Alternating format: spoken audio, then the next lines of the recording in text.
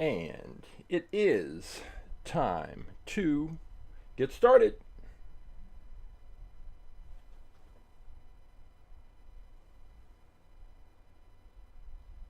I think it's time to get started.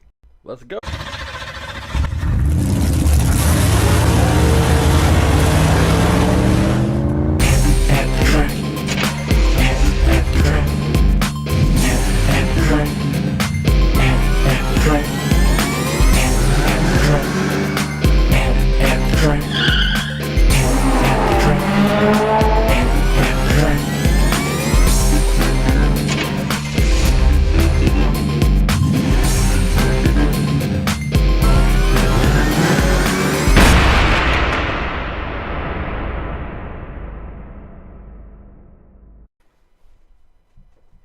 Hey, welcome to At The Track Live. My name is Coach James. I am the creator of and lead instructor for All About Aerodynamics. What is All About Aerodynamics, you ask? Glad you asked, even if you didn't ask. All About Aerodynamics is a science program where I use Hot Wheels cars to teach kindergarten through 6th grade students about a range of science and physics related topics, including but not limited to friction, force, aerodynamics, drag, lift, Isaac Newton and his 3 laws of motion, kinetic energy, potential energy, elastic force, a range of science topics. After we have gone over all of the science topics and conducted experiments to drive home those ideas, then and only then do I bring in about 400 different Hot Wheels cars, and each student has the opportunity to select a Hot Wheels car they think would be fastest in a series of races based on everything they've learned in the class.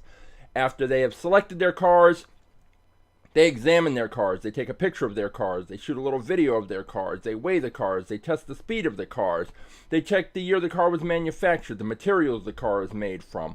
All of that information that they can observe, they put into a spreadsheet, and once they've done that, then they set up a 1/64th scale quarter-mile drag strip, and we have a little tournament, and they race the cars. And they observe how their cars perform. Did their cars perform up to or below their expectations? And if they had the opportunity, would they select that car again? Or would they make a different choice based on everything that they have observed? In the end, we have fun with Hot Wheels cars, and we learn science. What could be better? If you would like more information about our science program, All About Aerodynamics, all you have to do is go to our website, AAAerodynamics.com, or you can follow us on Instagram at AAAerodynamics, and all the information you need to contact me is in the bio. All the information you need to find out how to bring our science program to your school or your organization or your special event. But this is not all about aerodynamics. This is all about aerodynamics presents At The Track Live. So what is At The Track Live? Well, before I can bring all of those cars into a school for the students to use, I have to make sure that I have cataloged the cars and I know which cars that I am bringing in so I can put them back in the right place, have them ready for the next group of students. But I have more cars in storage than, well, now it's probably even. I have a lot of Hot Wheels cars in storage, cars that I haven't opened yet, that I haven't cataloged and put into the fleet. So every week on At The Track Live, I go into storage, grab a bunch of those cars. We crack those open, I do a little review, I get my picture, I get my little video, and enter those cars into the spreadsheet. Once they're in the spreadsheet, they're ready for the students to pick. But since we already have the cars, since the track is already set up, we have a little mini tournament. And we take all of the new cars that were introduced and have a tournament. But wait, there's more. You have the opportunity to participate in At The Track Live by going to AtTheTrack.live. You're going to see 3 options. One's the Twitch stream link. One's the YouTube stream link, which you don't need because you're already watching. The third link is the most important. The third link is the one that says choose your car. When you go to that link, you will be taken to this page, and on this page you will see all of the cars that are currently in the All About Aerodynamics At The Track Live fleet listed and cataloged. And there are, how many cars do we have now? We are up to 928 cars.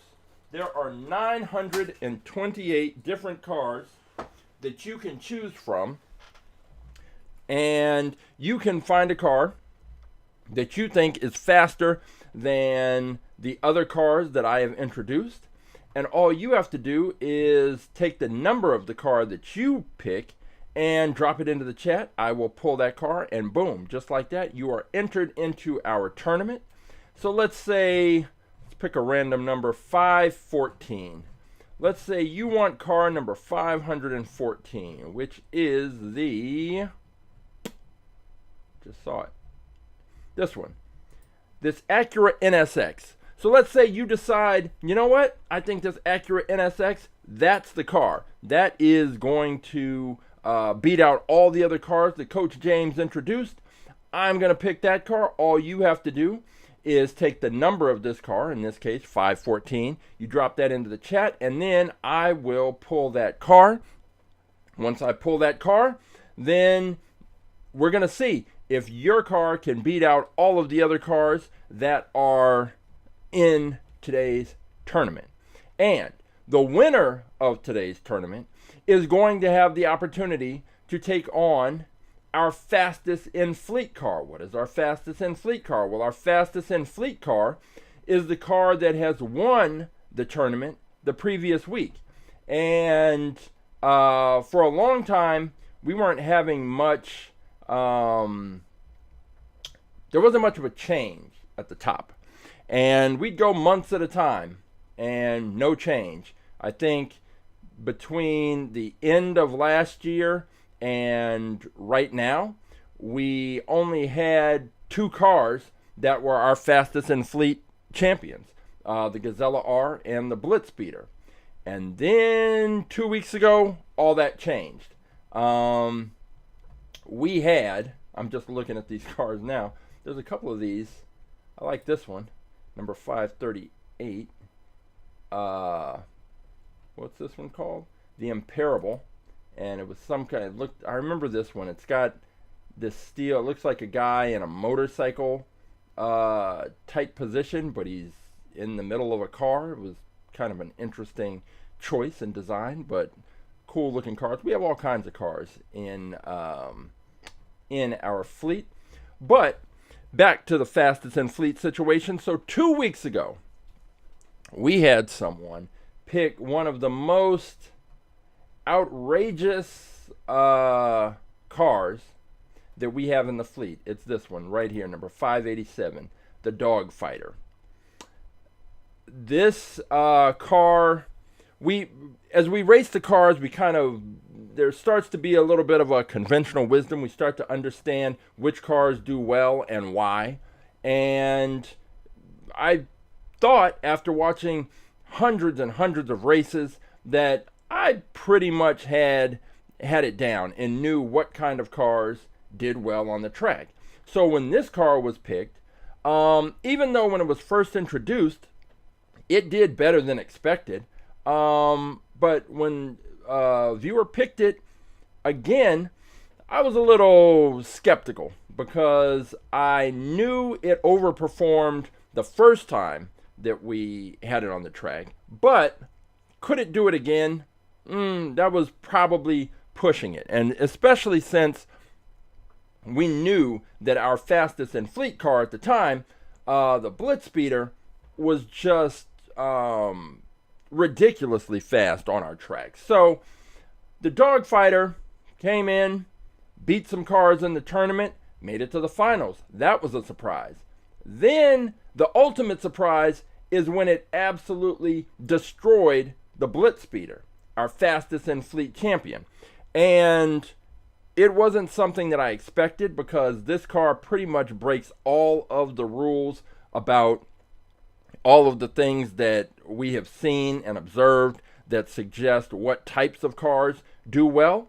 So when this car just beat the BlitzSpeeder outright, it was a shock.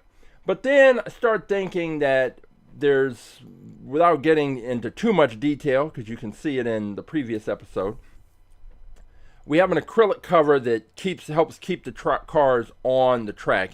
And it seemed like there may have been a problem, an issue with that cover that gave a slight advantage to the Dogfighter. So last week we decided I fixed that problem. We raced this car against the BlitzSpeeder in a rematch just to make sure everything was even, everything was fair. And what happened was the Dogfighter once again beat the BlitzSpeeder. So it was clear the Dogfighter was the faster car. But we had our tournament.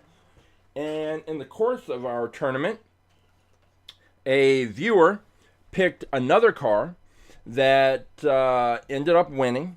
And so that winning car took on the Dogfighter.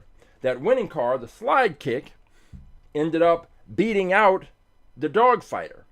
So the Dogfighter, its 1 week reign was over. Then came the Slide Kick. That was our new champion. But then the same viewer wanted to see the Slide Kick against the BlitzSpeeder because the BlitzSpeeder had beaten the Slide Kick previously. So we did that race. And the BlitzSpeeder beat the Slide Kick twice. And so the BlitzSpeeder is once again our fastest in fleet car. That was a long way to get to this point, and it was a long way to get back to the same car, but this is it. The BlitzSpeeder is once again our fastest in fleet car. And so whichever car wins today's tournament is the car that will be taking on the BlitzSpeeder. And I didn't expect it. It's very rare that a car loses and then comes back, and it's never happened that fast. Once, I think, with the Millennium Falcon, the Millennium Falcon car won the tournament, was our fastest in fleet champion, and for some reason, I don't remember why. I could go back and look at the old episode, but for some reason, right after it became champion, there was another challenge, and that challenging car beat the Millennium Falcon, so it was only champion for maybe 20 minutes. The Slide Kick may have broken that record by only being champion for maybe 10 minutes before it raced the BlitzSpeeder and lost. If you want to see all that action and what happened, that calamity and chaos from last week, all the episodes of AtTheTrack.live are available to view on our YouTube channel. Just go to the live tab and all of the episodes are there. There are time codes, and you can jump to whichever part of the episode you are most interested in viewing. But we will see today if a car can take out the BlitzSpeeder, which is now a 3-time champion. It was champion, then it lost to the Gazella R. It came back, beat the Gazella R for its second title. Then it lost to the Dogfighter, and then Dogfighter lost to the Slide Kick. Slide Kick lost to the BlitzSpeeder. BlitzSpeeder is here, 3-time champion, and that is what we've got. So we are going to find out today which cars are going to be taking on the BlitzSpeeder. Can any car beat the BlitzSpeeder? It's very interesting now because for a while the BlitzSpeeder seemed unbeatable, absolutely unstoppable, unbeatable. But hey, turns out it can be beaten. And so with 928 cars, well, 927 other cars, odds are that there is another car that is fast enough to beat the BlitzSpeeder. Question is, will we find it? Will we find it today? Will we find it next week? Will we ever find it? I don't know. But we are certainly going to have fun trying, and that is what we're going to see about today. Now, some other things we do. We have Wind Tunnel Wednesdays, where we take these cars and put them inside. We have a 1/64th scale wind tunnel, and we put the cars into the wind tunnel, turn the smoke streams on, and we can see how the air flows over, under, and around the cars. And typically, we can get an idea about how much drag the cars will face on the track, how much drag will impact the car's performance. There's usually a correlation between what we see in the wind tunnel and what happens on the track. Now, with some cars, like the Dogfighter, the wind tunnel test doesn't really tell the story. because it's just hard to tell what is the reason for the dog fighter's success. But it clearly had success. It clearly wasn't following any of the traditional setups and aerodynamic profiles for cars that do well. So I don't know. It's the ultimate sleeper car, and but we put it in the wind tunnel to take a look, and we put all the other cars in there, and it's really helpful. Especially, we have some viewers who have multiple cars that they're considering, and putting the cars in the wind tunnel helps them narrow down those choices. And we are going to see some of those picks today racing.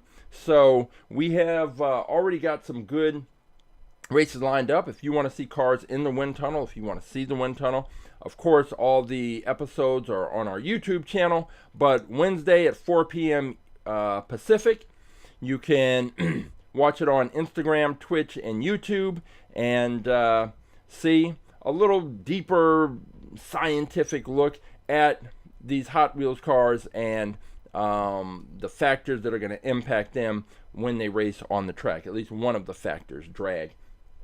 Another thing that we've been doing periodically, these episodes, we have a Hot Wheels workshop where I don't modify these cars. I get the cars out of the store, open the package, and boom, that's how they are hitting the track, fresh out of the package. And I don't put any graphite on the wheels. I don't make any modifications to the car. The only time I do end up making some kind of change or modification is if there's some part on the car that doesn't allow it to fit into our launcher. And so in at least 2 or 3 cases, I've had to clip a piece of plastic off one of the cars so that it can fit into the launcher. But that's the extent of the modifications that I make. However, on the Hot Wheels workshop, there was one car we had, the what was the burger? It's like a car with a hamburger, buns of steel. That's what it was, buns of steel. And it had it's basically a pickup truck with a hamburger on the back, but the hamburger, Mattel didn't bother to add any paint or color to it, so it was pretty ugly. And on the first Hot Wheels workshop, I decided to paint the hamburger, and there it is right there. This is the new version. There we go. And believe me, that paint looks better than what was there previously.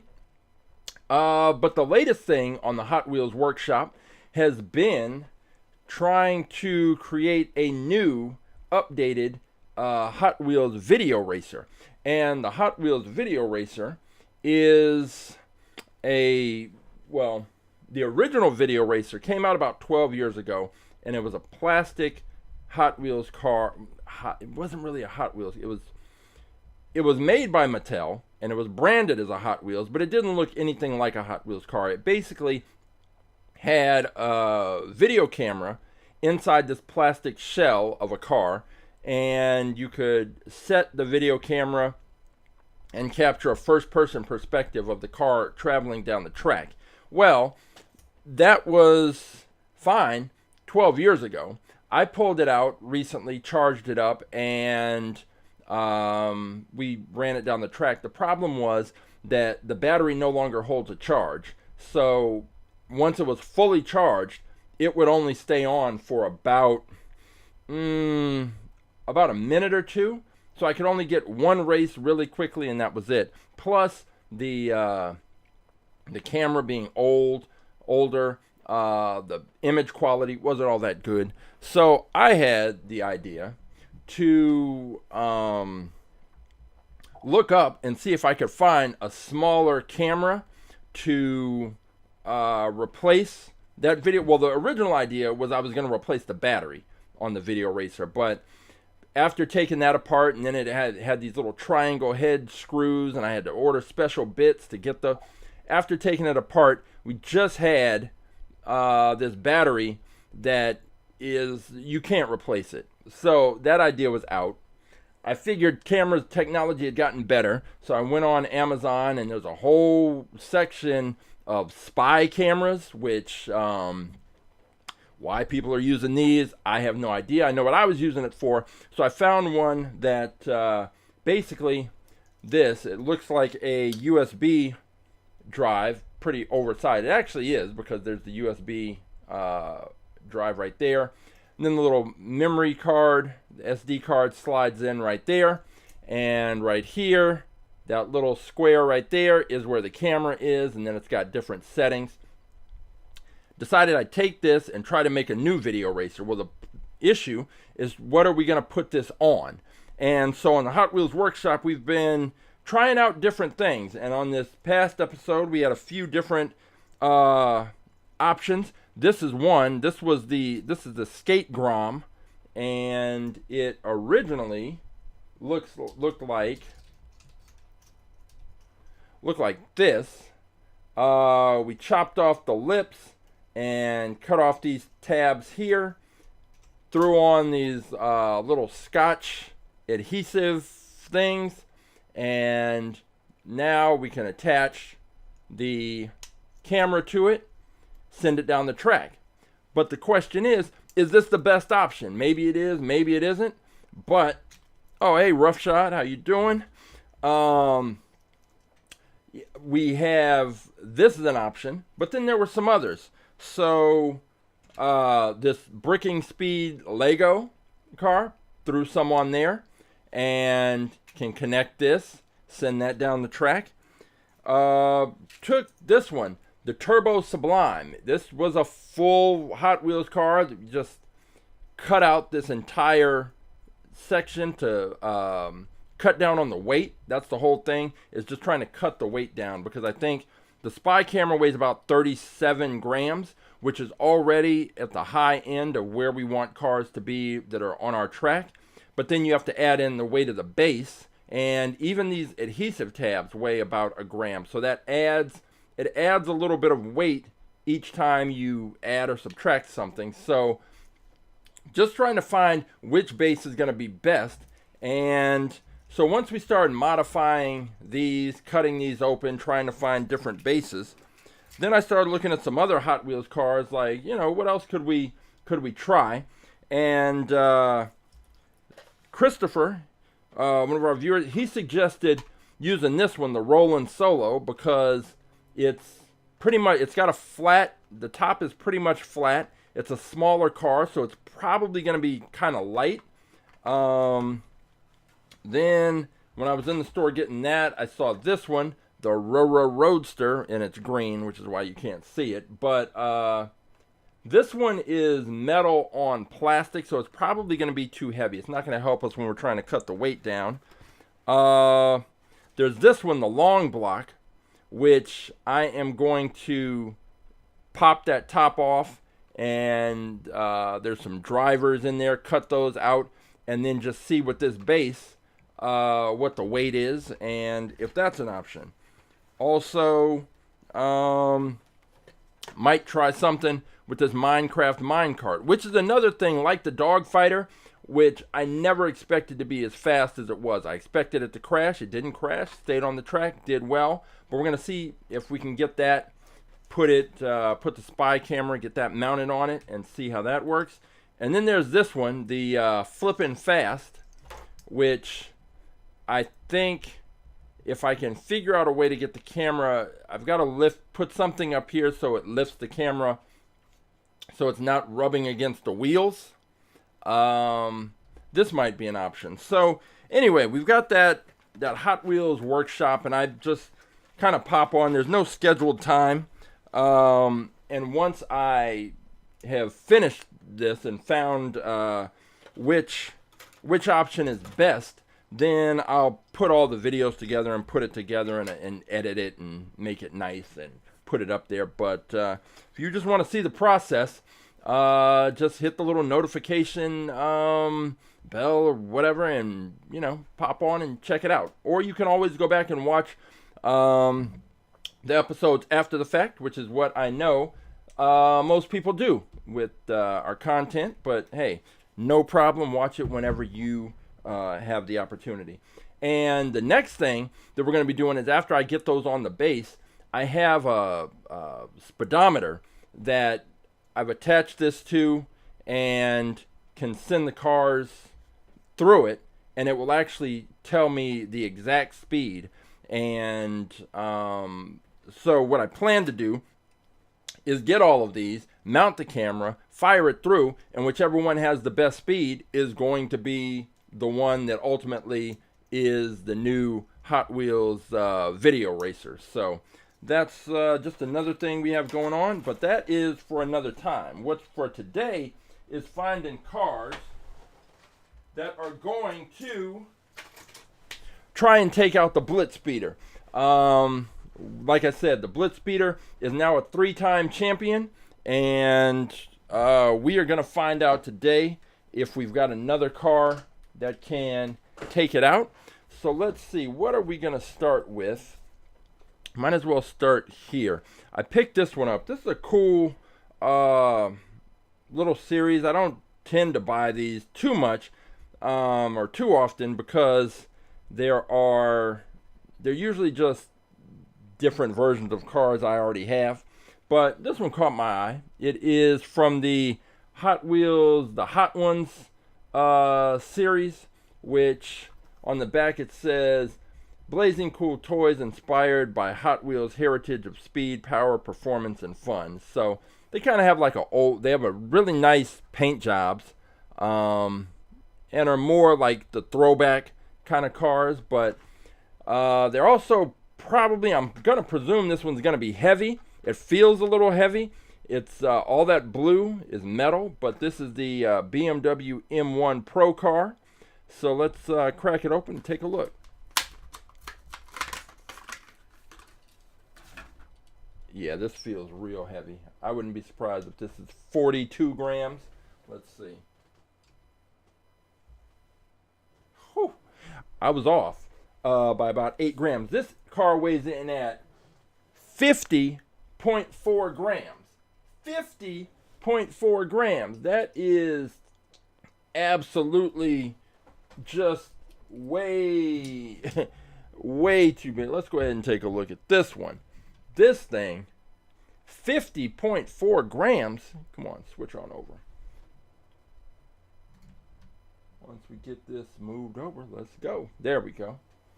50.4 grams is what we're looking at with the BMW M1 Procar.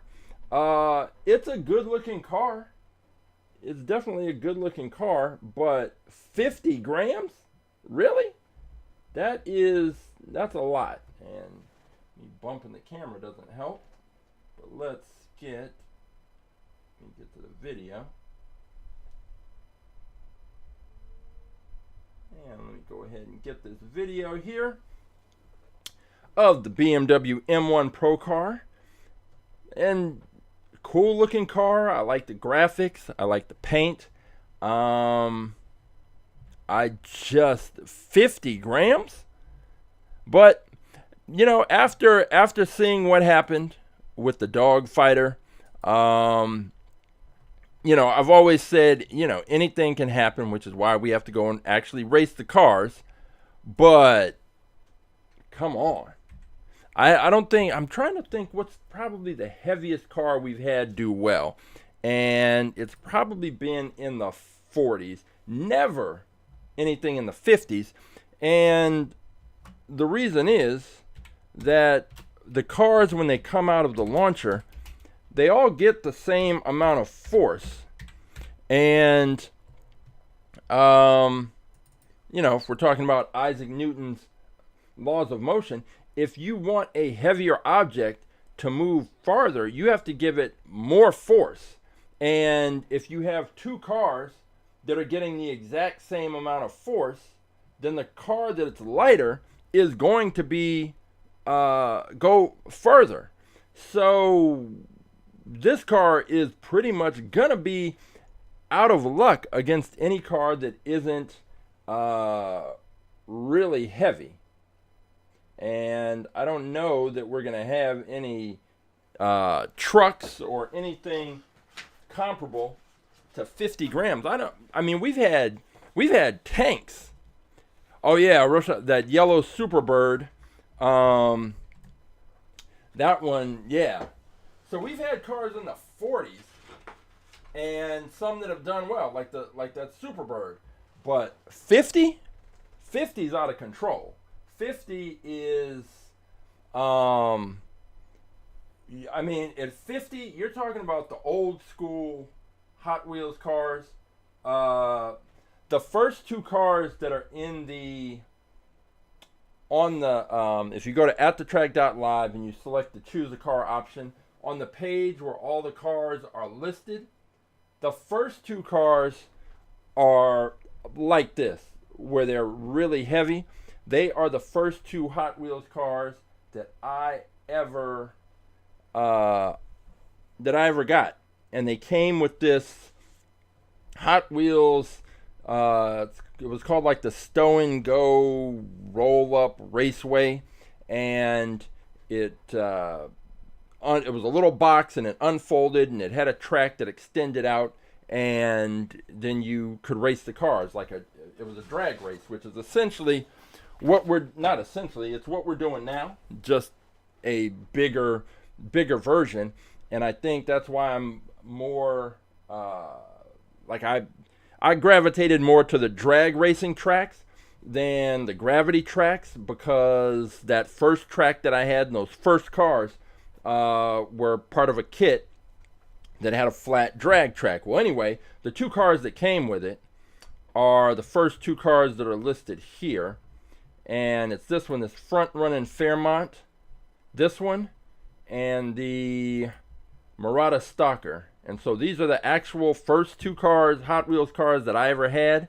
They're gold hot ones, which means they have the nickel-plated axles, and so they're fast, but they're heavy. These are old school Hot Wheels. You can see metal on metal, and they're probably weigh about as much, if not more, than this BMW Procar.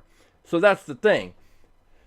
That Procar is just too heavy, and there is a point where a car is too heavy to be competitive on our track, but we're going to race it because, again, you never know. I'm pretty sure I know, but, you can't be sure, and that's the whole point of taking a scientific approach. You got to conduct the experiment, and then once you've conducted the experiment, then you can make some conclusions. But we haven't conducted the experiment. We will be doing that because we will be hitting the track, and we will be finding out which of these cars is going to challenge the BlitzSpeeder. So this BMW M1 Procar, the year that was manufactured is 2016. So we have that as our first car entered into the fleet today. That is car number 929. Next up is this one. This was a cool one. I was surprised I didn't already have one of these in the fleet, but I did not. This is the Datsun 240Z, and this has got a cool just design. I forget what the name of these tree plant flowers are on this design. I just forgotten. It'll pop back into my head very soon, but either way, this is the next car up, the Datsun 240Z. And I remember when I was a kid, my mom would her dream car, she was like, I think she wanted a 280Z. Well, we've got a 240Z in the fleet, so that'll have to do. And let's see, this car is weighing in. It's definitely not weighing in at 50 grams. It's weighing in at 34.3. So this car is right within the sweet spot of where we want cars to be in order to be competitive on our track. And so let's go ahead and switch back over here. And I am actually, well, I'll do it after this one. I need to retake the the photo for the other car because I should have put a little bit of backlight on it. And we now have the two, oh, lock in that focus. The 240Z, and is it cherry blossoms? Is that what those are? I don't know. Either way, it's kind of cool. It's just different. And oh, there we go. Thank you. We got the cherry blossom look, just something different. And I don't know how well it comes across, but it's got, yeah, you can kind of see it there. It's like that light blue. It's got a metallic aspect to it, so depending on how the light hits it. Got the black wheels with the pink rims. This is car number 930. This is the Datsun 240Z. And I mean, obviously this is going to be faster than, well, obviously, I'm pretty sure, about 99.8% sure that this car is going to be faster than the BMW big heavy metal car. And yeah, that's right. Okay, so yeah, Japan, the cherry, but there we go. Yeah, that makes perfect sense. So this car already, I think, of the two cars, this is going to be my pick. It's not really going out on a limb to say that the car that's 34 grams is going to beat the car that's 50, but we'll see what other kind of competition this car has. Let me just check the manufacturing year. The manufacturing year is not listed, so I will have to look that up. But let me get a better picture of, and also just in terms of racing on the track, we've got the traditional things we look for: a flat back end, it's wide across there, and yeah, we should be able to, this car should perform well. I don't know exactly, I'm not certain what other cars is going to be racing against, but we'll see. We will see very soon. Just want to get a better picture of this one, which means I gotta put this back in, slide this in here, just to have some contrast when I get those blue cars. Just want to have a little something. Switch photo, zoom on in, and there we go. Boom. Got it. All right, so we've got two cars. We've got the Datsun 240Z. We've got the BMW M1 Procar. And it is time to get another car in the mix. So let's see. We will go with, we've got a Matchbox here. And let's see.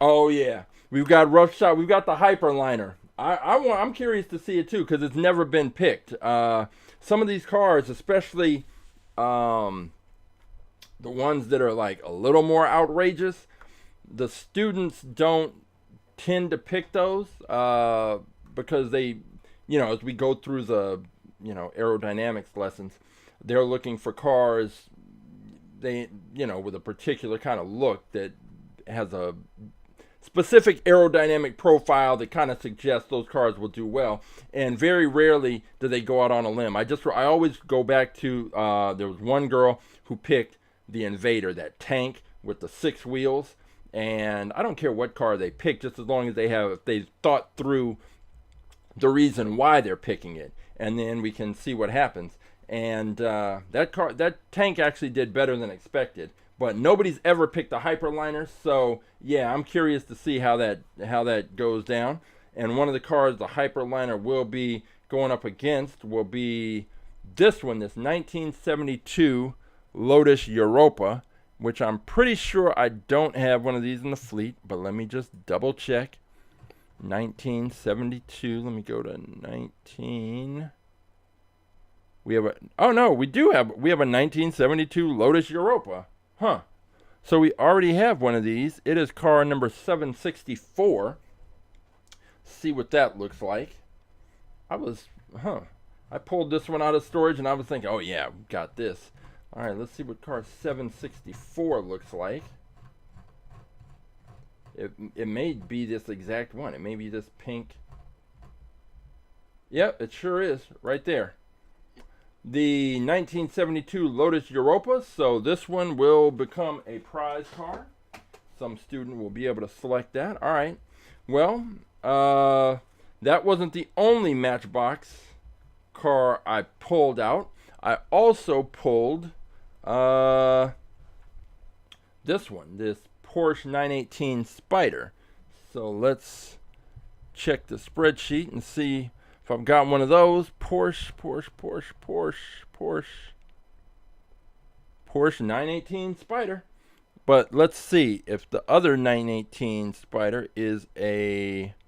Oh, I've got two of them. 401 and 555. 401 and 555. Let's see if those are Hot Wheels or if they're Matchbox cars.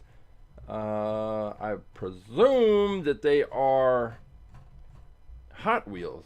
Let's see, 401 and 555. 401 right here. So that's definitely a Hot Wheels car, and that one is a convertible. So, and then let's check out 555 and see.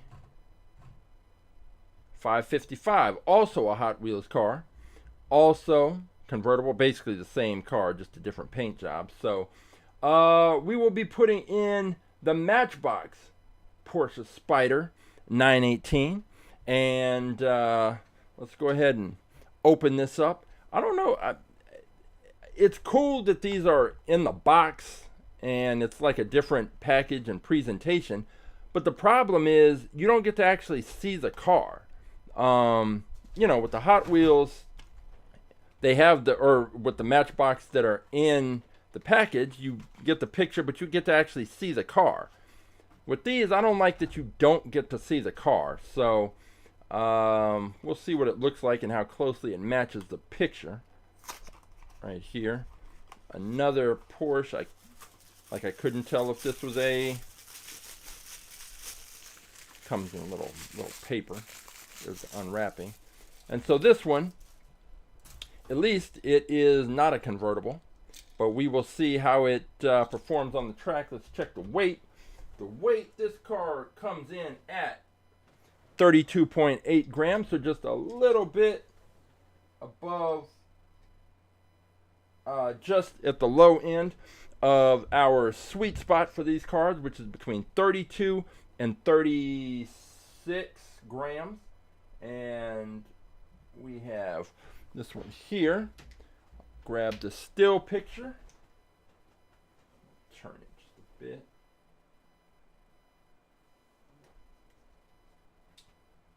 And boom. We got our Porsche 918 Spyder all ready to go. And now let me just get the video. Get this thing turning.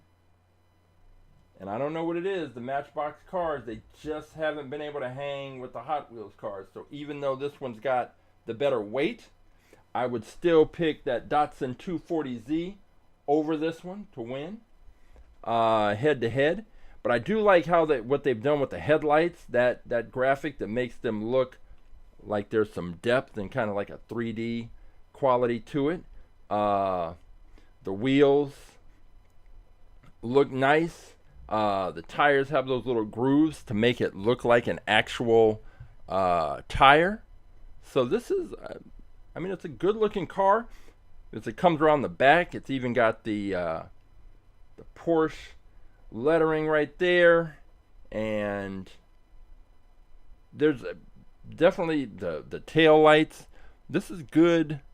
It's a good looking car, and I just don't know if it's going to be fast enough. I don't know what it is about the Matchbox cars, but they are not typically able to hang with the Hot Wheels. This is car number 931.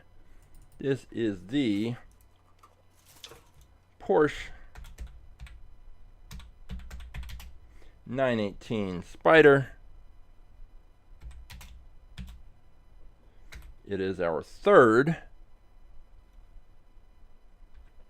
but it is only the first Matchbox version of this car that we have. So I don't know what the manufacturing year is. 2021. Put that in there. So right now we have our heaviest car, which is that BMW M1 Procar. We have the lightest car, which is this Matchbox Porsche 918 Spyder. And then we have the Datsun 240Z, which is so far that's my pick. But I think we are going to be changing that, or my pick might be changing, because I was going through, I found some loose cars, and I came across this one. This is the time tracker, and I don't believe we have one of these in here in the fleet already, but I'm going to check. And I think some of these loose cars can't. We have a Time Attack and Tinkerbell. Nope, don't have this. So now we're going to have the Time Attacker.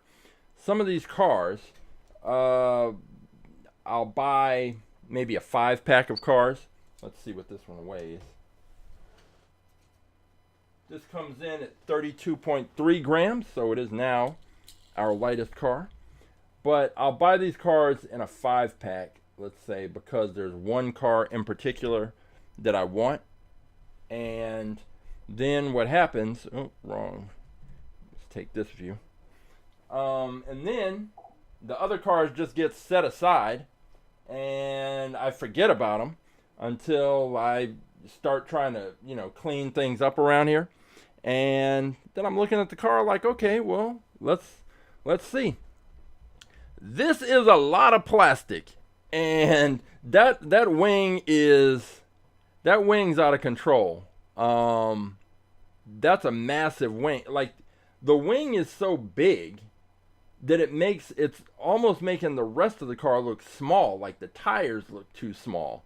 That is huge, but it's gonna work for this car, to this car's benefit, and that it's got a big diffuser at the back.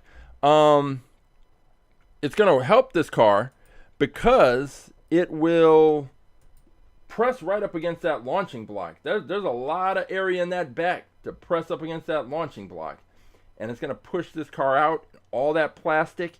It's a light car, so this may end up being the car to beat today. It's light.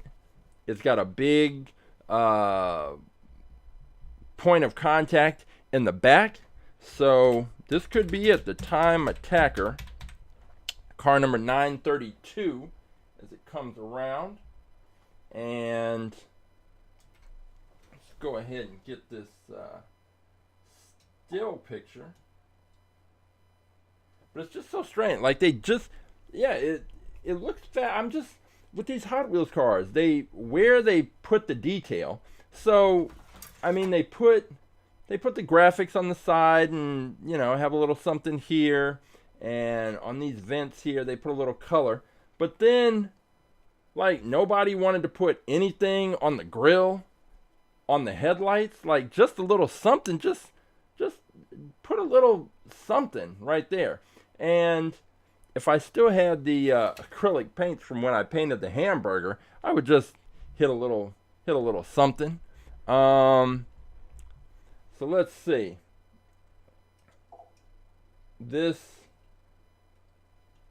wing, here's one of the things. Let's see. This is interesting. It's got this wing but there's no space here. Most of the times on cars, when you see a wing, it's just gonna have some kind of like point of attachment. With this is all one solid piece. So are you really gonna get the benefit of having this wing on there? For example, with this car, the 24 hours, it has a wing, but this wing, you see, it has that opening.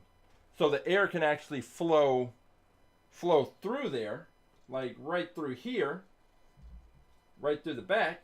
But with this one, it's got this giant piece of plastic here, this giant wing, but there's no place for the air to actually flow through there. So that means the wing's not really gonna work like it typically should.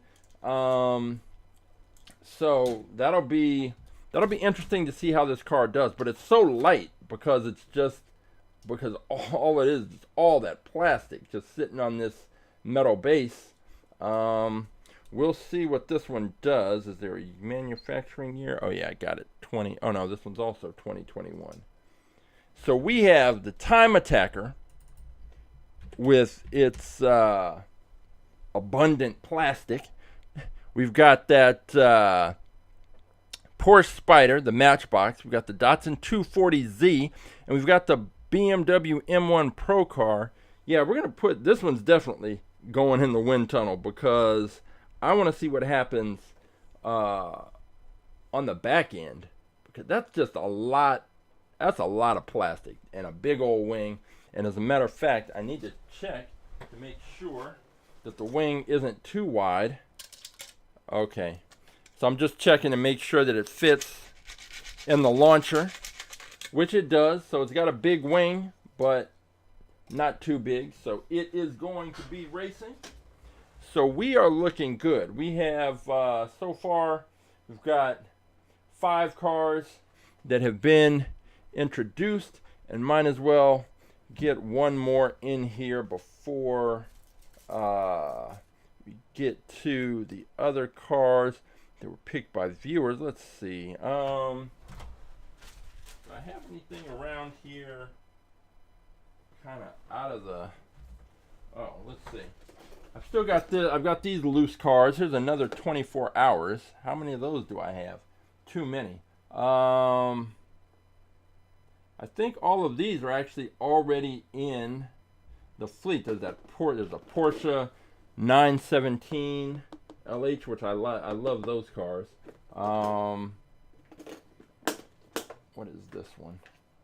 This one is I don't remember what car this is, but I know we have one. I just don't know the name of it, and it's heavy. How heavy is this? This one might be a good candidate.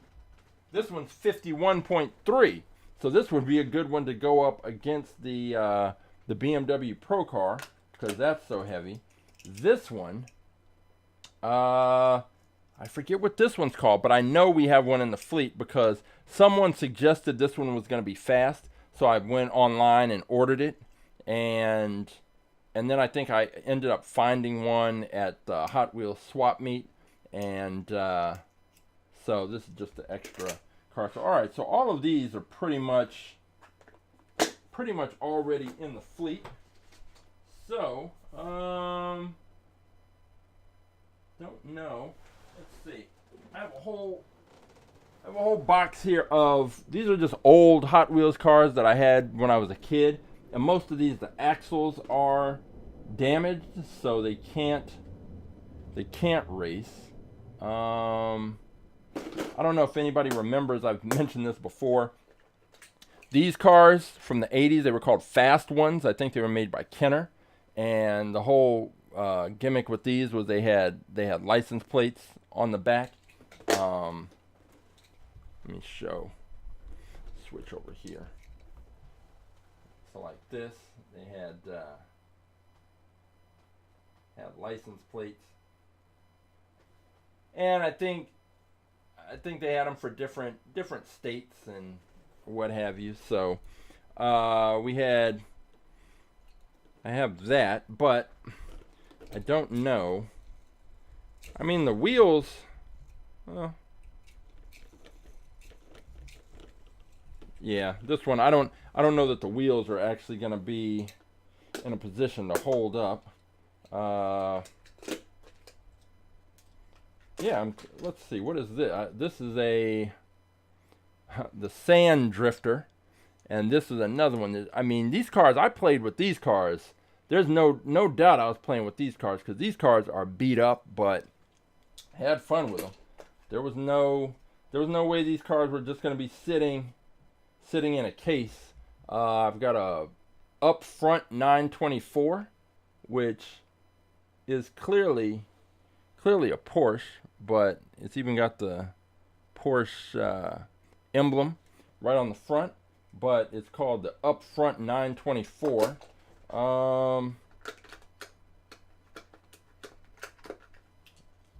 This one, what is this called? The Bubble Gunner. And oh, you can't see it because it's green, but the axle's bent. So all these, can't pull anything out of there, because all those cars I played with and the axles got bent. So those are all out. But let's see, I gotta find one more car here. How about, we'll see if this McLaren 720S Spyder, see if we've got one of those in the fleet. If we don't, then let's see, McLaren. We have a McLaren 720S Spyder. Let's see, it's 733. If it's a Hot Wheels, then we'll roll with the Matchbox. But let's see what it is. 733. 733. It is that is a Matchbox. That is exactly the same as this one, and I can tell because of the detail on the headlight and the little ridges around the tire. So I guess we are just gonna go with these 5 cars. I don't see anything else here on the table that let's see, what is this car? This car, I found found this one. It looks like a Corvette of some kind, but it doesn't have any information on the bottom, so I can't use it. We have a Renault Sport RS. Found this, so let's see if we have one of these in the fleet.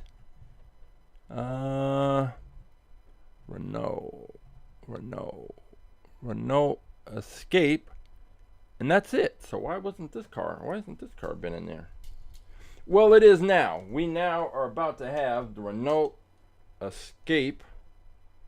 I'm sorry, the Renault Sport RS. 32.9 grams. So let me go ahead and switch this or put this over here. Take a look at this car. The Renault Sport RS, which for some reason was not in the fleet already. Just sitting here on the desk, loose, waiting to be picked, waiting to be selected. Well, today is the day that this car hits the track, and we will see if it's ready to hang with the big boys. Make some noise. Let's see, what do we got? All right, get this little video, then I will pull. Actually, I already have them pulled. We're gonna take a look at rough shot at the Hyperliner, and I forget which. I've got the one that Christopher had selected, so we're about to be ready to roll. This is the Renault Sport RS. Let's get this one in here, and we've got a good little lineup of cars so far. This is car number 933. No. RS. And I don't know, this just seems like we have a lot of these cars that don't seem like they're going to be very fast, but I don't think, like, this seems like a good, average, safe pick. Like, there's nothing wrong with this car. It's got the wing right there at the roof line. It's wide. It's going to get a good point of contact on the launcher.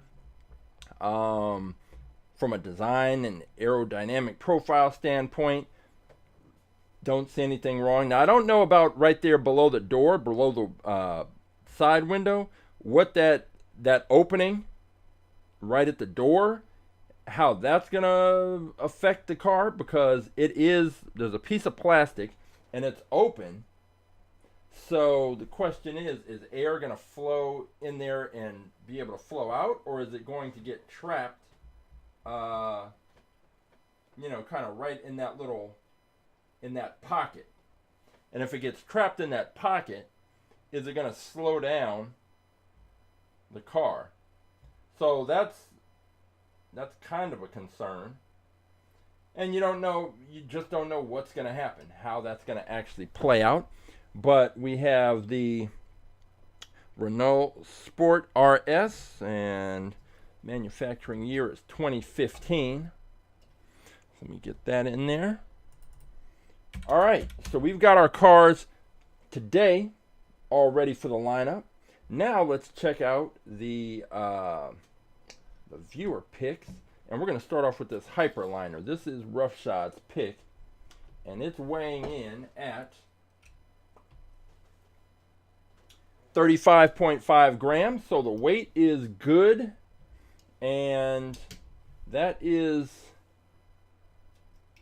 important, because you don't want to be too heavy. Now let's start off in the front with this giant splitter.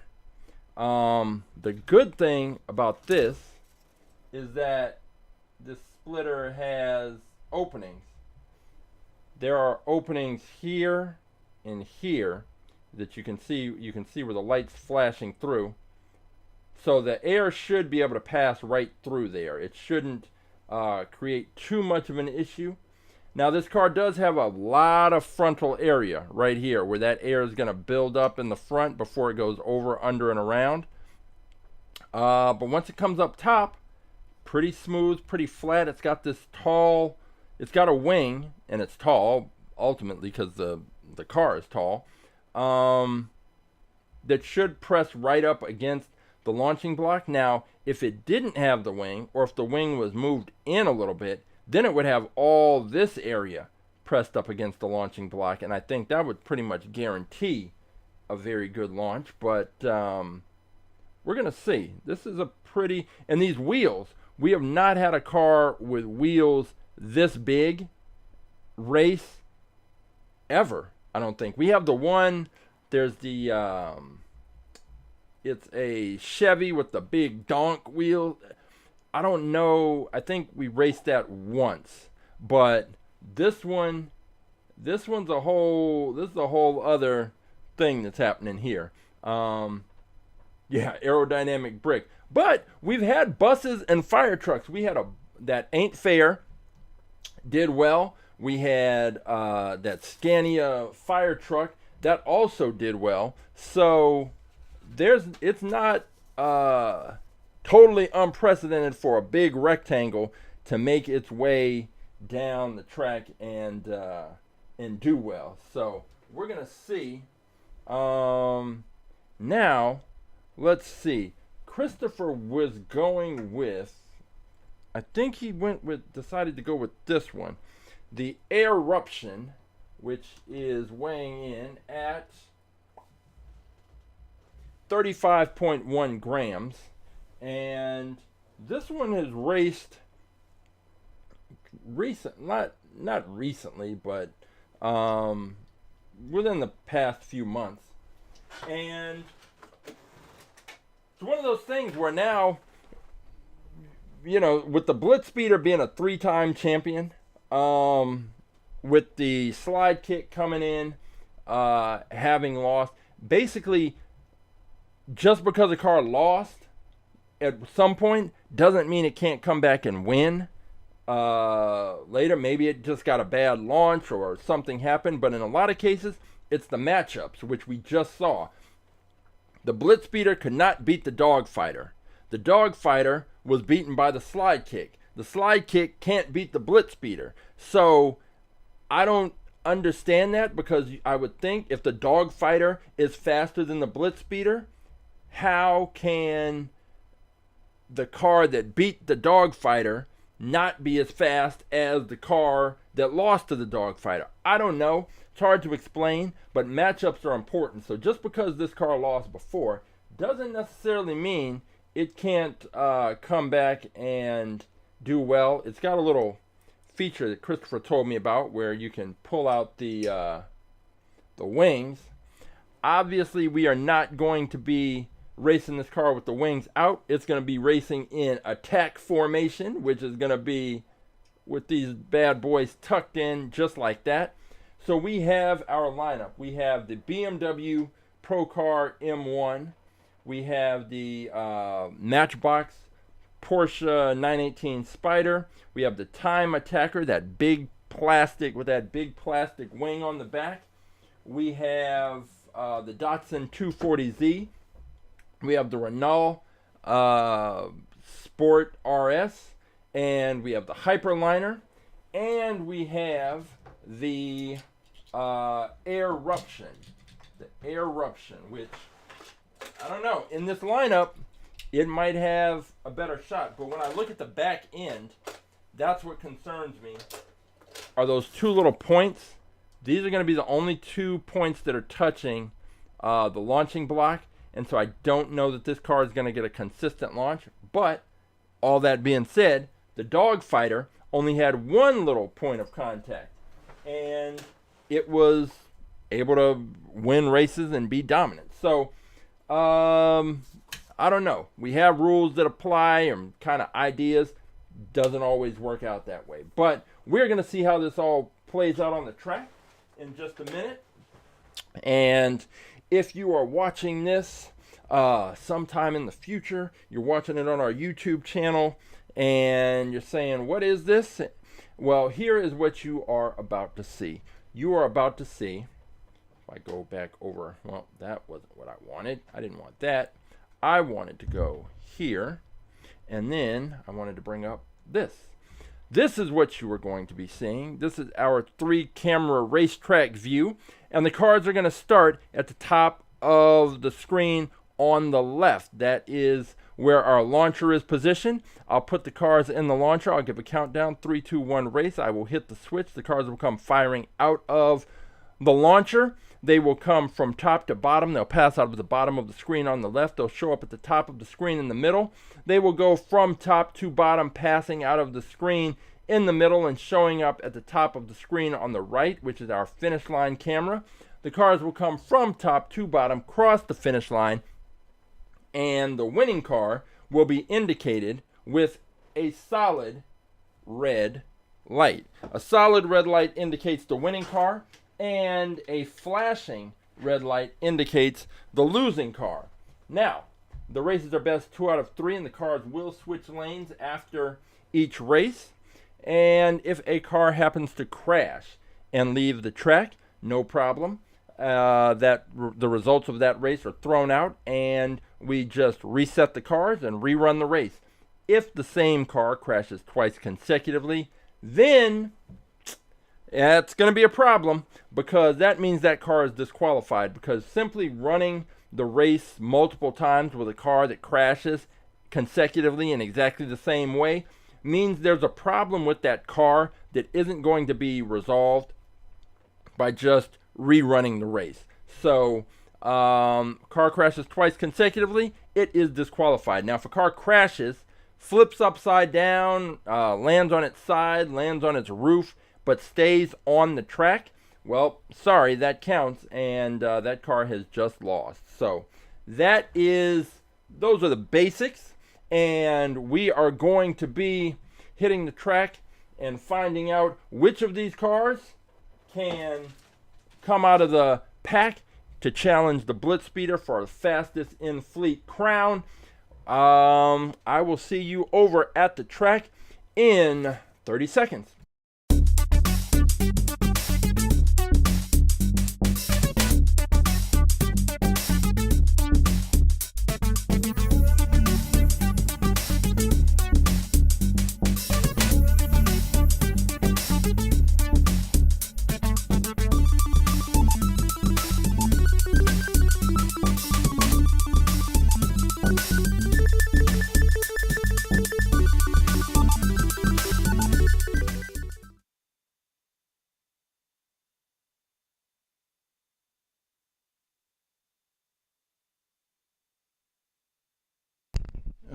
Okay, let me just, as always, double check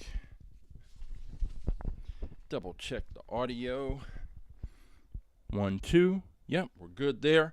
All right, time to hit the track, find out which of these cars is going to be challenging. Oh, I guess it would help if I plugged in the finish line. The finish line thing. It's actually it's pretty cool. It's a custom thing. It's called the Judge, and there's a guy in, I don't remember if he was in Maryland or maybe North Carolina. I don't know why I'm getting Maryland and North Carolina confused, but if you look up the Judge finish line, he makes all kinds of products for Hot Wheels racing, for Pinewood Derby type races, and finish lines and things like that. And I think there's a way that you can connect that to a computer to get more specific results. I don't think that's the version that I bought, but it's a good system. It seems a little delicate. It's not the most sturdy thing, so I can't use it. I wouldn't use it around the students because they just probably wouldn't be as gentle with it as it probably as you need to be. But it's a good little system. So if you're looking for something for a Hot Wheels finish line, it's called the Judge, and you can find it online. All right, let's see. What matchup are we going to go with? I want to see this giant wing car. We're going to go with this giant wing car, the Time Attacker, against the Renault Sport RS. Let's see what we've got here with these two cars. Move that one out. And actually, I think when we get to the race in the Hyperliner, we're also going to get to try out our new and improved acrylic cover. All right, so we got the Time Attacker is going to be in lane number 1. And we have the Renault Sport RS in lane 2. And we are ready to go with our first race of the day. Renault Sport in lane 2, Time Attacker in lane 1. Here we go.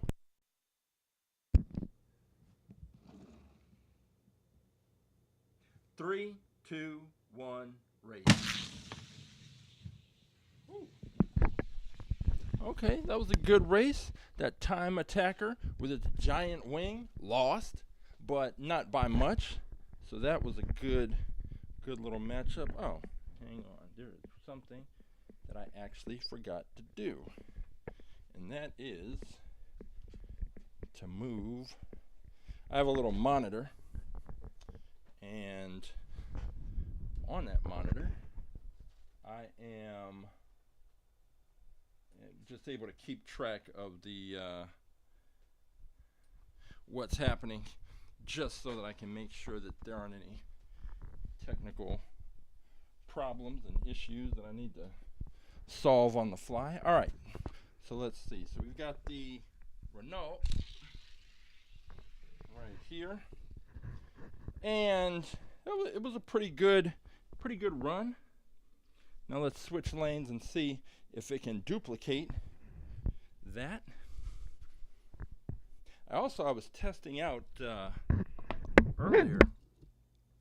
There are these elastic bands that I use in the launcher, and they create a lot of force because they're very, very heavy, very tight, and once you stretch them out, they really shoot the cars out and forward. And I was testing out using 2 of those to just double the amount of force, but I was afraid to break the launcher, so I'm gonna have to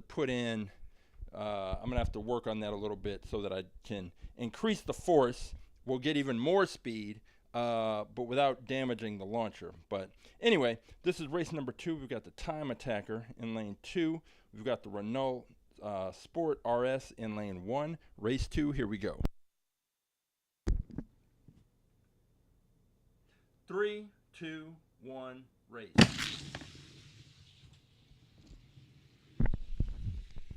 That was a very good, very close race, but once again, the Renault took it, and so the Time Attacker, with its giant wing, is going to be headed back to the garage.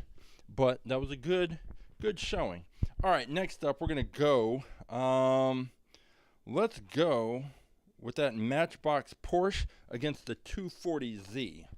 Datsun 240Z against the Matchbox. We're going to see if we can finally get a Matchbox car that can, well, I say that every week, finally get one. We've had Matchbox cars do well. We just haven't had them be the car and take the race. It's all right. We've got the Cherry Blossom Datsun 240Z here. And get this thing lined up. We'll be ready to go. All right, 240Z is in lane 1. We have the Porsche Spyder in lane 2. Race 1, here we go.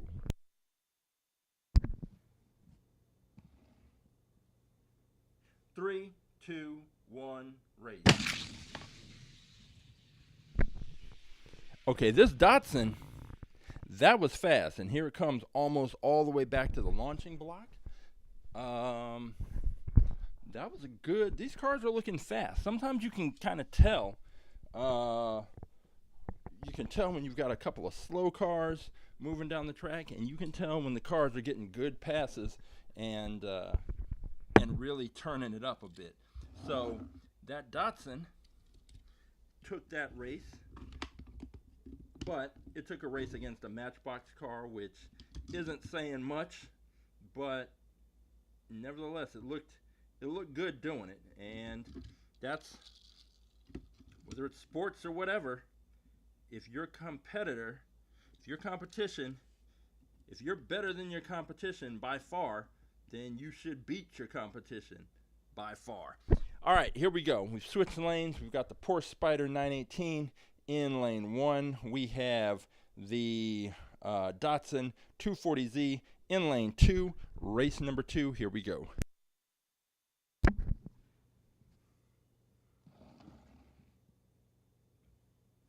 Three, two, one, race.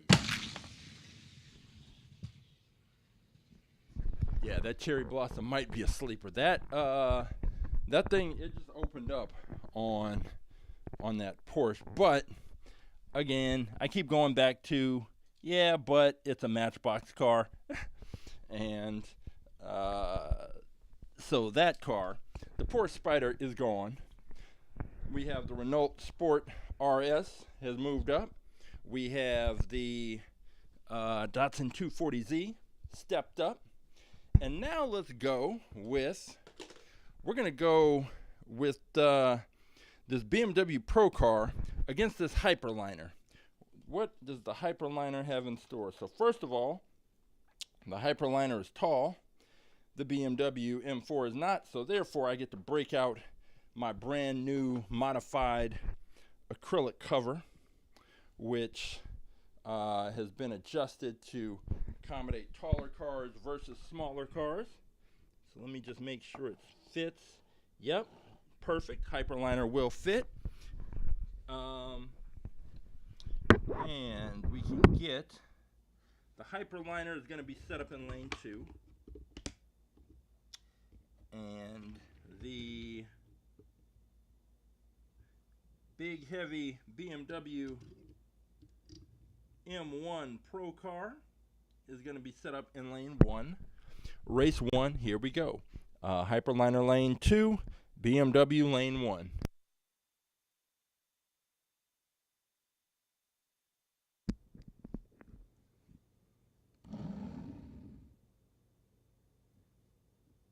Three, two, one, race. Wow. And this is why we have to race the cars. This big, heavy, 50-gram BMW just beat the Hyperliner and beat it by a lot. I think what we're finding is that the impact of drag became more significant than the impact of gravity. And what I mean there is that the Hyperliner was pretty slow. And the only reason that it should have been, that you can account for it being that slow, is that drag was slowing it down with this huge frontal area. Versus the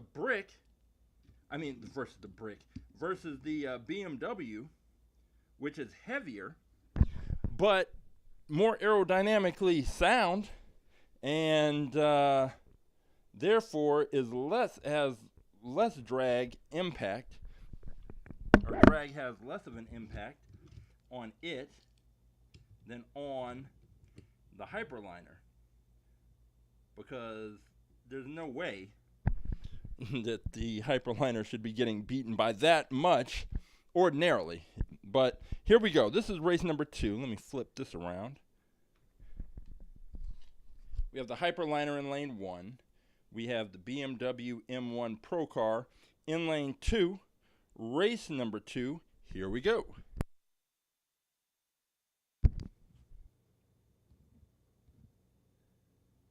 Three, two, one, race.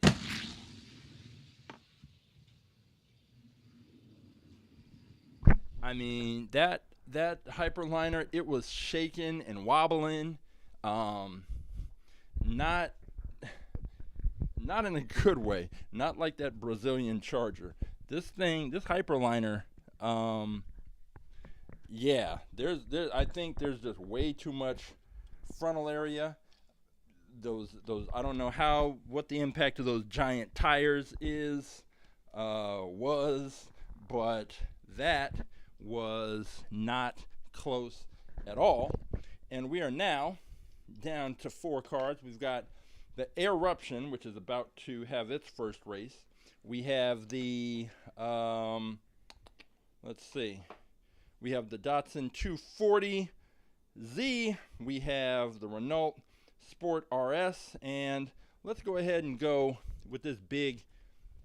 We're going to test out a theory. We're going to go back with this BMW M1 Procar, and let's try that against the Airuption, which was Christopher's pick on Wednesday, and we will see if the heavy car versus the light car, if we still have the same outcome. I would just think that the lighter car would have a big advantage here. Now, one thing I just noticed is the Airuption is an open wheel car, so I'm hoping it doesn't crash. That's my first concern. But we've got the Airuption in lane 2, the BMW M1 Procar in BMW M1 Procar in lane 1, and the Airuption in lane 2. Here we go, race 1.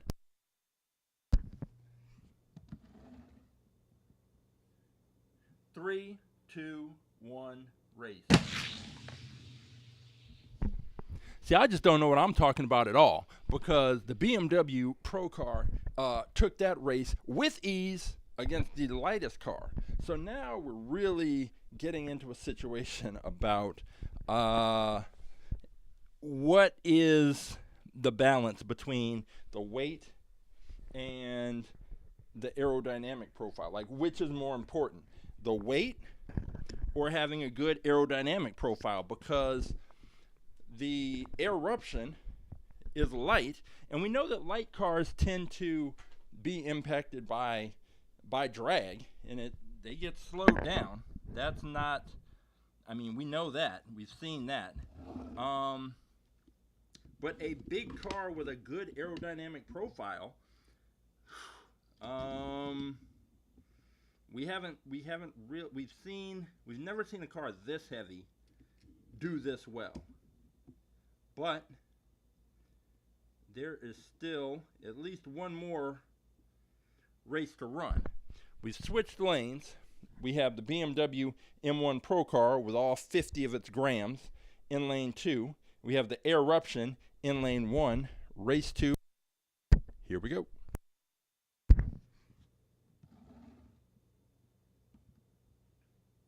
Three, two, one, race. Race was a little closer, kinda, but there was never any question about which car was winning. And that is the BMW M1 Procar at 50 grams, coming in for the heavyweights, the super heavies.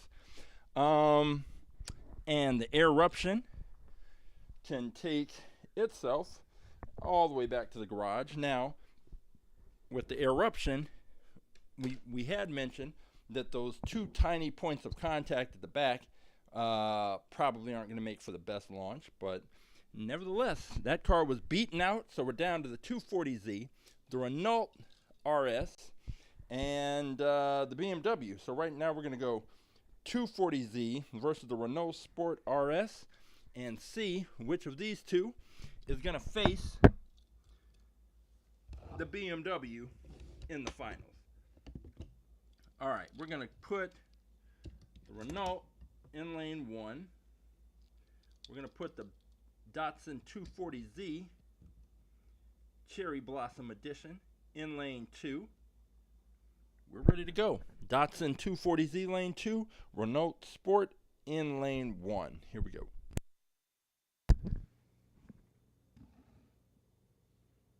Three, two, one, race.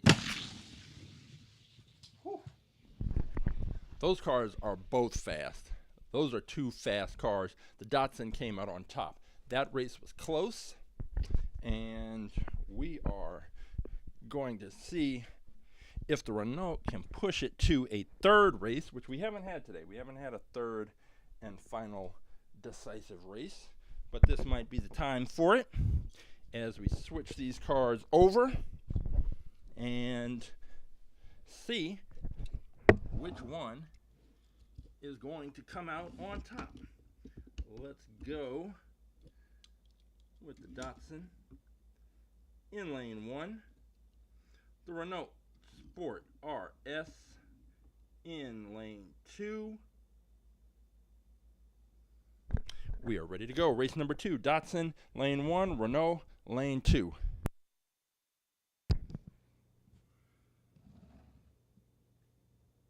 Three, two, one, race. Whew.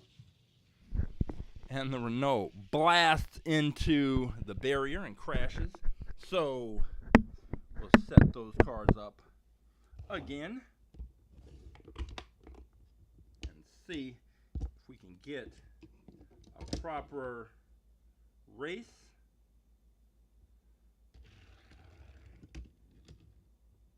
.240Z versus the Renault. This is race number 2, Renault lane 2, 240Z lane 1, race 2. Here we go. 3, 2, 1, race. We're going to a third race. That Renault came flying out of the launcher. and took that race with ease. And now we're going to find out which of these two is going to take on the super heavy BMW M1. And we're going to switch these lanes once again and get the Datsun into lane 2 and get the Renault in lane 1. Launching block setup.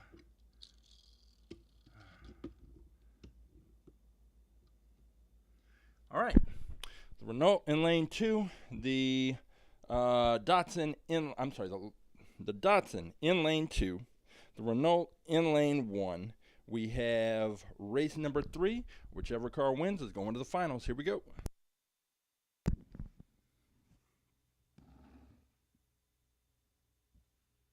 Three, two, one, race.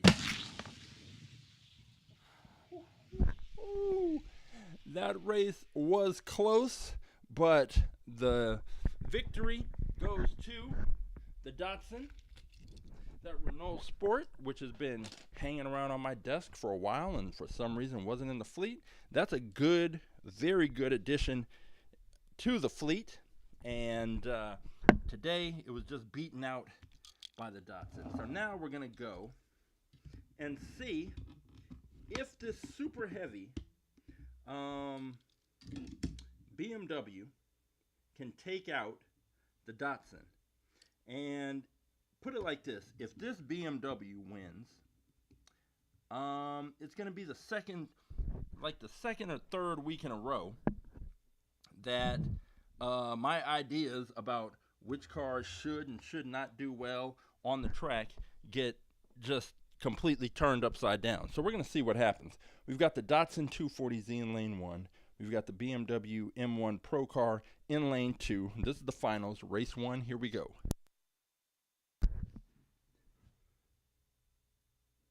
Three, two, one, race.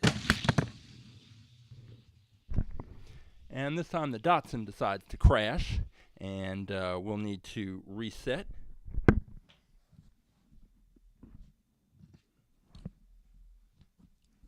Hey, sometimes cars get those bad launches, and I just hope that slamming into the barrier didn't chip the cherry blossom paint.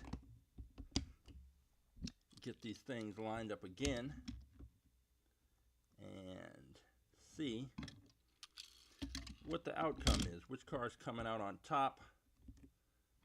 We've got the, come on, stay in place. There we go. All right, so the Datsun 240Z is in lane 1. We've got the big boy, the BMW M1 Procar in lane 2. Race number 1, here we go.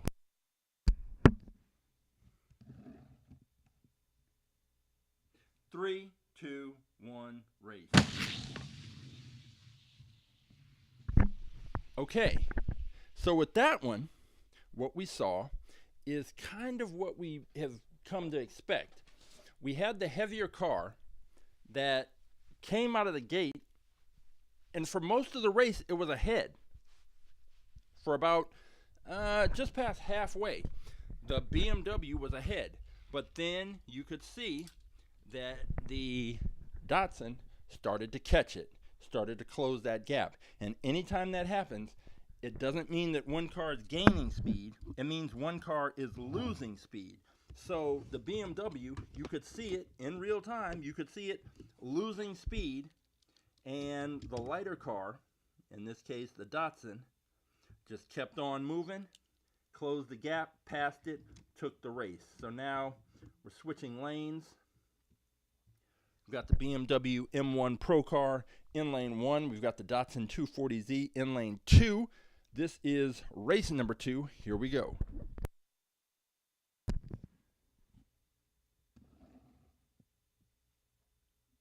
Three, two, one, race.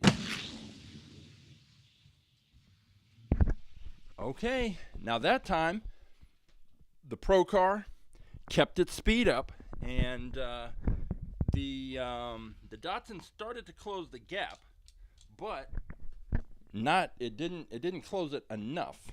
So we had the Procar take that race, and now we're going to switch this up and see which of these cars can take the third and final race and move on to face the BlitzSpeeder. And we've got the M1 Procar in lane 2, and the Datsun Cherry Blossom Edition, the 240Z. If I can get it lined up right. Okay, this is race number 3 to see which of these cars is today's champion. We've got the BMW M1 Procar in lane 2. We have the Datsun 240Z in lane 1. Race 3, here we go.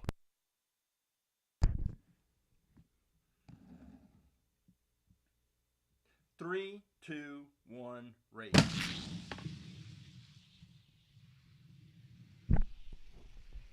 That was those cars. That was a slow race, but we saw the exact same thing again. We saw that super heavy. It went and it had a lead, but then towards the back third of the track, it was losing steam. It was losing steam. It was losing speed. It's just too heavy, and ultimately, that weight did it in. And you can see it happen. It's too much. If the track were shorter, no problem. But it's not shorter. It is longer. It's a 1/64 scale quarter mile, and you have to make it all the way down the quarter mile. So now what we've set up is the Datsun 240Z against the BlitzSpeeder, and the BlitzSpeeder is in its third reign as champion. It was a weird, strange route that it took to that third title. And now, it's kind of like a little bit after Mike Tyson got knocked out. If you're old enough to remember that, when Mike Tyson before he got knocked out, he was the most dominant fighter anybody'd ever seen, and people would come in and they were scared to go against him. Once he got knocked out, people started thinking like, okay, it can be done. So now that we've seen the BlitzSpeeder beaten, we know it can be done. So we're going to find out if the Datsun 240Z can do it, or if the BlitzSpeeder is just going to start another long run as champ. So here we go. BlitzSpeeder lane 1, Datsun 240Z in lane 2, race 2, here we go. Race 1, here we go.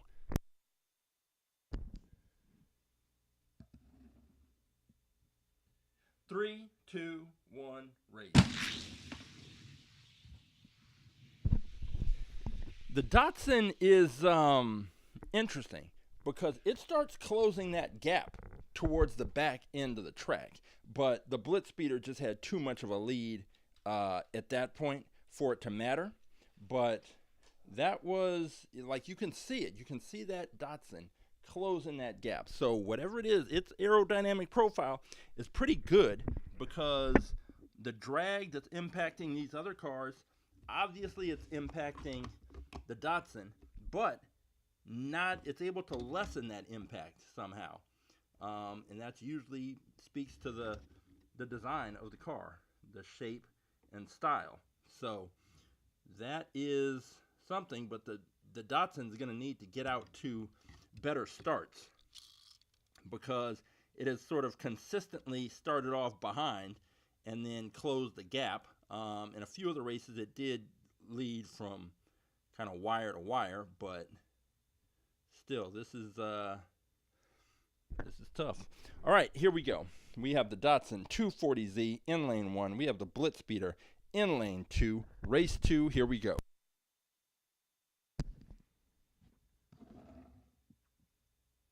Three, two, one, race.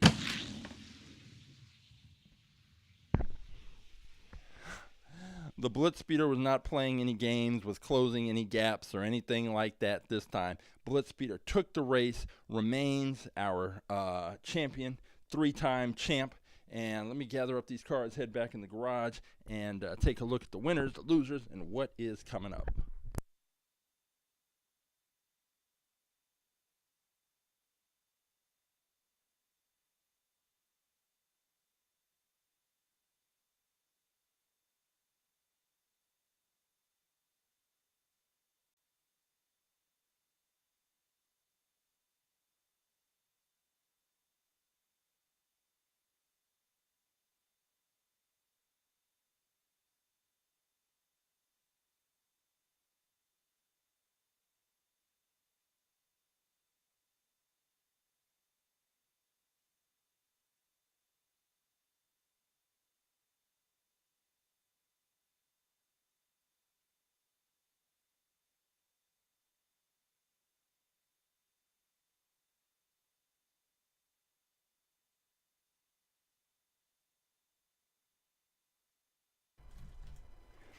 So the BlitzSpeeder remains the car.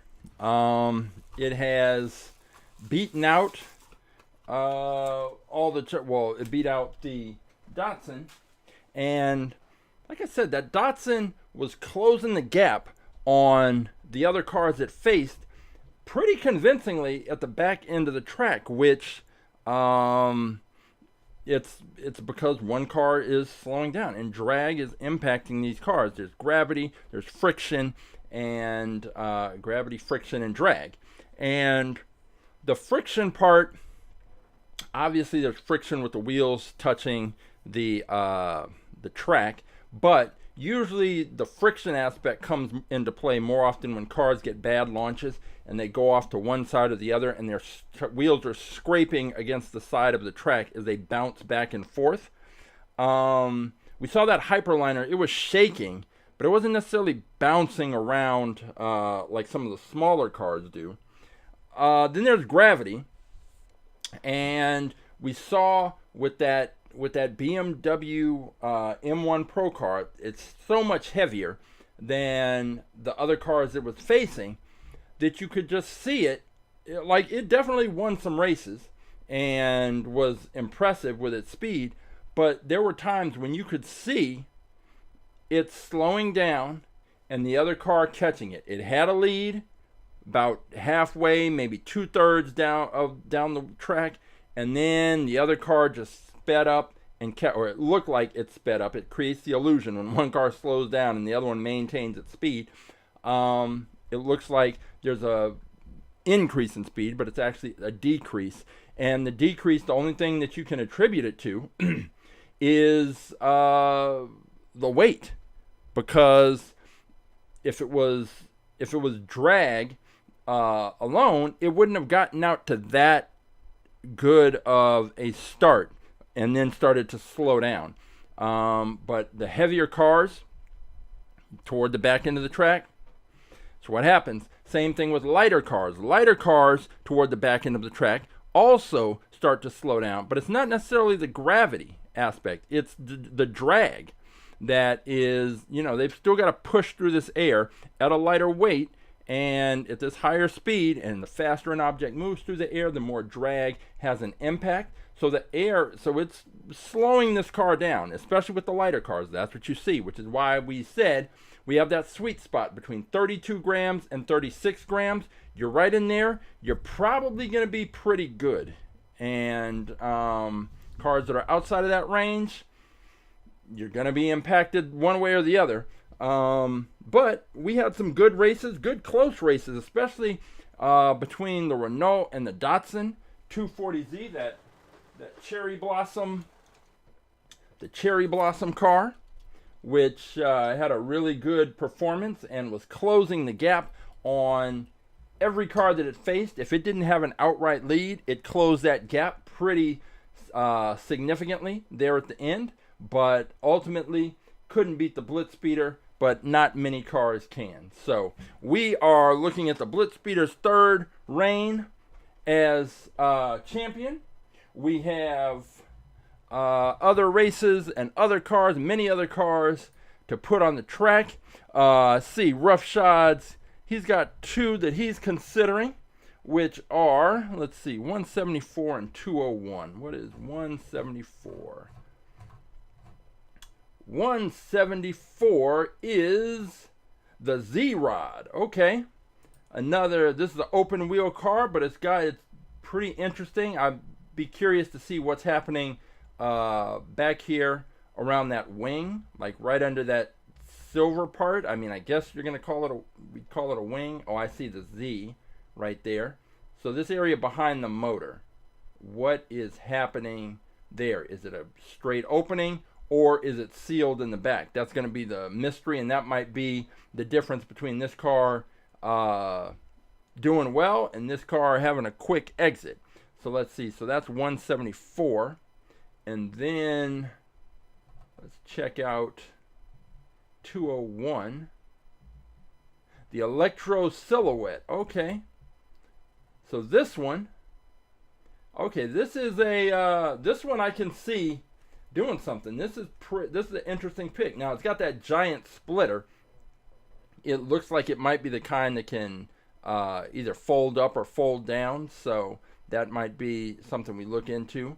Beyond that, it looks like the air, like there should be openings behind this, like right in the front. And then you can see on the side between the white part, that white plastic, and that black plastic, it looks like goes right back through the back of the car, that there's an opening there. So I'm always looking for areas that might trap the air and work kind of almost like in that parachute way to kind of slow the car down, creating a lot of drag and build where the air is just going to build up and work against the forward momentum of the car. So this is going to be interesting. So we got the Electro Silhouette and then the Z-Rod. So, all right, we'll see which one that Roughshod ends up going with. If anyone watching this, if you are watching, you just came across this on YouTube and you said, okay, what is this? All you have to do is go to AtTheTrack.live. Click the choose your car option. You'll be taken to this page, and there are 933 different cars for you to choose from. You find the car that you want. You just take that number, you drop it in the chat. I pull the car, and we race the cars. It's that simple. Now, if you do this on Wednesday, then I'll take the car, pull it, and put it into the wind tunnel. We're looking at this one. This is one that Roughshod was considering, this Gangster Grin. We had that one in the wind tunnel on Wednesday, and I remember mentioning if the back wheels were moved out to the edge and aligned flush with the body, I think this would be a solid car to pick. But because of where the wheels are placed, I don't know. I have a feeling this car would bounce around the track, but I don't know. We'll find out if someone ever decides to pick this car. So there it is. At the Track Live, racing Hot Wheels cars, having fun, and we will be back here next Saturday, 11 a.m. Pacific. In the meantime, you can check out the YouTube channel. You can follow us on Instagram, and if you want to see how the progression is going with the new video racer that I'm building, then just check in. The videos are there. I'll pop on to do that. I don't have any scheduled time for that, but it's something that just a project, and it's coming along. So all that's going on, and of course the main thing is, if you would like to bring all about aerodynamics to your school or your organization or your special event, all you have to do is send me a message. Go to Instagram, go to our website, aaerodynamics.com. Either way, just let me know what your needs are, and we can configure our program to meet those needs. So there we go. So for All About Aerodynamics, for At the Track Live, for Wind Tunnel Wednesdays, I am Coach James, and until next time, I will see you at the races.